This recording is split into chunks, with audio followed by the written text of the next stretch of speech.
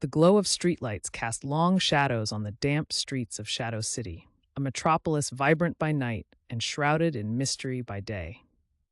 Nestled between glossy high-rises and decrepit old town lanes, the city throbbed with the heartbeats of its diverse denizens. Among them was Jax, with a swagger characteristic of someone who'd grown up in the narrow, cramped quarters of the city's East End. To the untrained eye, he might appear nothing short of ordinary, an average Joe struggling to get by in the hustle-bustle of a relentless urban sprawl. But Jax had a secret that set him apart. He was a finder of lost things. It wasn't an occupation that called attention, yet for those in despair over something misplaced, stolen, or lost to winds, Jax was their silent harbinger of hope. On a particularly stirring Friday night, as the city clubs began to awaken, a sleek, black car pulled up alongside Jax as he ambled down Laneway Alley. The window rolled down silently, revealing a face cloaked almost entirely in shadow. "I need your help." The voice was soft yet urgent, belonging to a woman with eyes that seemed to flicker like candles against the dark interior of the car. Her problem was peculiar. A jade brooch belonging to her grandmother, one that wasn't particularly expensive but held an immeasurable sentimental value, had been snatched away in the busy throngs of Marley's Market.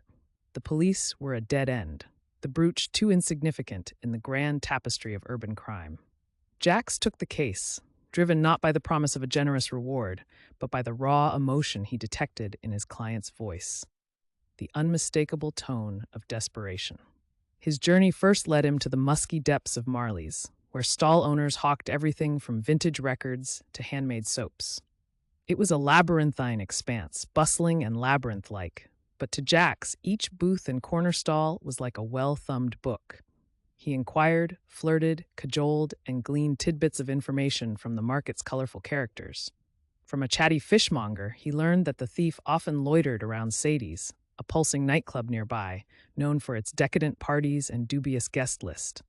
It wasn't much, but it was enough for a start. Jax melded into the shadows, his senses sharp as he approached the raucous heartbeat of Sadie's.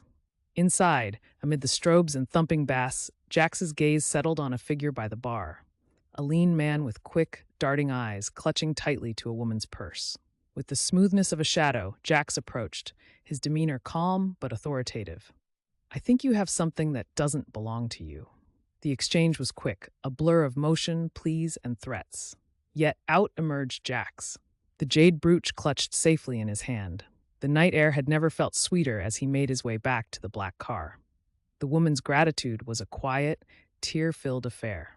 Her hands trembled as she took the brooch, clasping it close to her heart. "Thank you. You've brought back more than just a brooch tonight, but a piece of history, a piece of my heart." Back in the shadows of his beloved city, Jax disappeared once more into the anonymity from whence he came. In Shadow City, every night bore a story, and every shadow held a secret. For Jax, it was just another day's work under the veiled stars of an urban maze.